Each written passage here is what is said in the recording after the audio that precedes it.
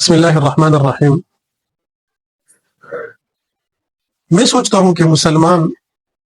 پوری دنیا کے مسلمان آج کیوں اتنے مغلوب ہو گئے اور یہ مقابلہ نہیں کر سکتے ان باطل لوگوں کے خلاف، ان کفار کے خلاف مقابلہ نہیں کر سکتے۔ وجہ اس کا کیا ہے؟ جب میں نے بہت سوچا اور کتابوں میں دیکھا، مطالعہ کیا، تو ایک بات سمجھ میں آئی کہ ایک چیز کا فرق ہے آج کل کے دور کے مسلمانوں میں اور حضور نبی کریم صلی اللہ علیہ وسلم کے بعد جو دور تھا اس وقت کے مسلمانوں میں، اور وہ فرق یہ ہے کہ وہ لوگ توکل کرتے تھے اللہ رب العزت کی ذات پر، اور آج کل کے مسلمان توکل نہیں کرتے۔ ان کا ایمان اور یقین اللہ پر تھا، آج کے مسلمانوں کا ایمان اور یقین وہ دنیا کے اسباب پر ہے۔ جب بات آتی اپنے ایک مسلمان بھائی کی تو وہ میدان میں نکلتے، وہ ہر محاذ پہ لڑتے، اگر جنگ کا میدان ہے تو وہ لڑتے، اگر علم کا میدان ہے تو وہ لڑتے تھے،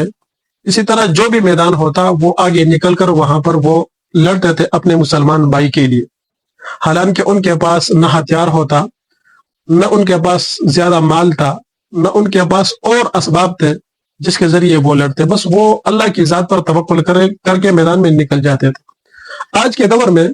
مسلمانوں کے پاس مال بھی بہت زیادہ ہے، اسباب بھی بہت زیادہ ہے، ہر چیز موجود ہے، لیکن وہ نکلنے کے لیے تیار نہیں ہے۔ باہر کی دنیا کو چھوڑ دو، ایسا بھی ہے کہ ایک محلے میں ایک پڑوسی کے گھر میں 2 دن 3 دن سے کھانا نہیں پک رہا، اور اس کے پڑوسی کو پتا ہے کہ میرا یہ رشتہ دار یا پڑوسی،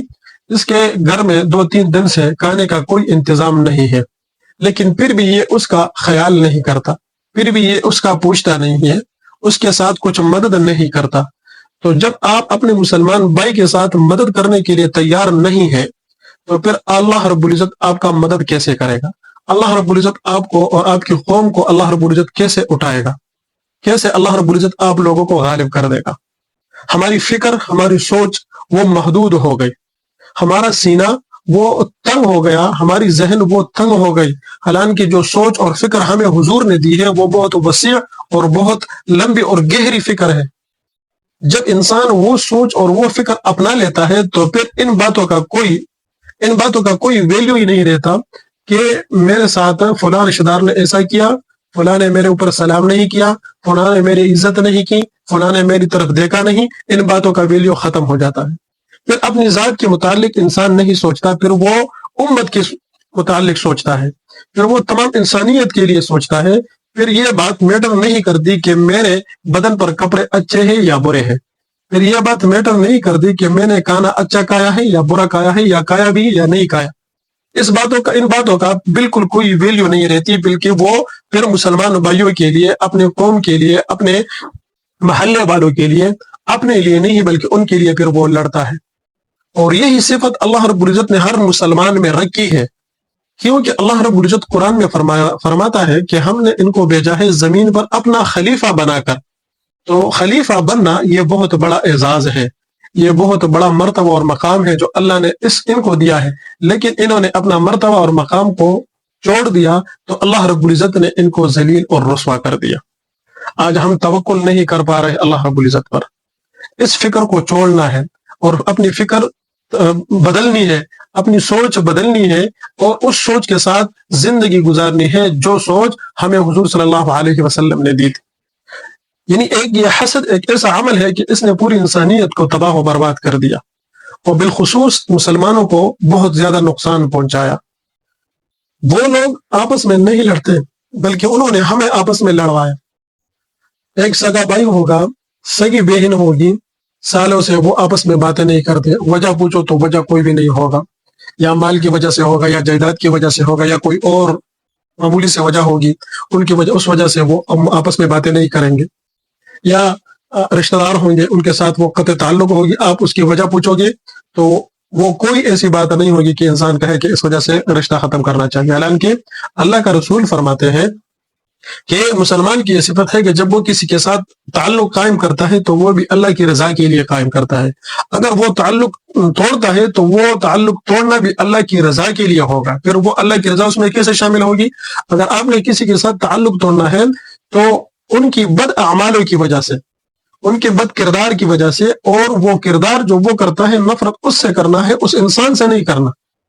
تو اس وجہ سے تعلق توڑنا کہ یہ انسان بد کردار ہے، یہ انسان بد اخلاق ہے، یا یہ انسان بہت زیادہ گناہ گار ہے، میں اس کے ساتھ تعلق صرف اس وجہ سے توڑتا ہوں کہ کہیں یہ مجھے بھی گناہی کی طرف راغب نہ کرے یا مجھے بھی گناہوں کی طرف کھینچ نہ لے، صرف اس وجہ سے میں اس سے قطع تعلق کرتا ہوں۔ باقی یہ شخص، یہ انسان میرے لیے معزز ہے، لیکن اس کی وہ اعمال وہ انتہائی خطرناک ہے، ان کی اس اعمال کی وجہ سے میں اس سے تعلق قطع کر رہا ہوں۔ تو اللہ کی رضا کے لیے قطع تعلق یہ ہے، ہم نے اللہ کی رضا کو چھوڑ کر اپنی رضا کی خاطر لوگوں سے قطع تعلق شروع کر دیے۔ اپنا بھائی ہوگا، سگا بھائی ہوگا، سالوں سے اس کے ساتھ بات نہیں ہوگی، قطع تعلق ہوگی، تو یہی چیزیں ہیں جو آج مسلمانوں کو نقصان پہنچا رہی ہے اور مسلمانوں کو دن بدن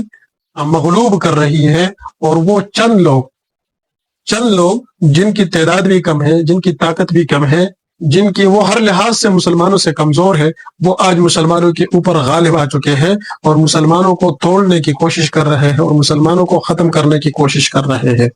تو اگر مسلمان اس ایک عمل پر کڑا ہو جائے، وَتَوَكَّلْتُ عَلَى اللَّهِ، اللہ رب العزت پر توکل کرنا سیکھے، تو یہ باطل کبھی بھی مسلمان کے خلاف کڑا نہیں ہو پائے گا۔ یہ ہر وقت جس طرح پہلے زمانوں میں انہوں نے شکست کھائی ہے، اسی طرح پھر بھی یہ لوگ شکست کھائیں گے اگر مسلمان اللہ رب العزت پر توکل کرنا سیکھے اور اس کے علاوہ جتنے بھی سوچ اور فکر ہے اس سے اپنے آپ کو آزاد کر دے اور اللہ رب العزت کے اوپر ہر چیز چھوڑ دے۔ اگر کوئی آپ کے ساتھ بد اخلاقی کرتا ہے تو اللہ پہ چھوڑ دے، اگر کوئی آپ کا حق مارتا ہے، کھاتا ہے، تو آپ اللہ رب العزت پر چھوڑ دیں، اگر کوئی آپ کو نقصان دیتا ہے تو آپ اللہ رب العزت پر چھوڑ دیں۔ ہر فکر سے اپنے آپ کو آزاد کرو اور ایک ہی فکر ذہن میں رکھو کہ مسلمان اور اس قوم کو اور اس دین کو کیسے اٹھانا ہے اور اپنا تعلق اپنے رب کے ساتھ کیسے جوڑنا ہے اور بنانا ہے۔ پھر آپ دیکھیے کہ اللہ رب العزت اس قوم کو، اس امت کو کیسے اٹھاتا ہے، اور جب تک یہ قوم اور یہ امت خود اپنے آپ کو اٹھانے کی فیصلہ نہیں کرے گی تو اللہ رب العزت کبھی اس قوم کو نہیں اٹھائے گا۔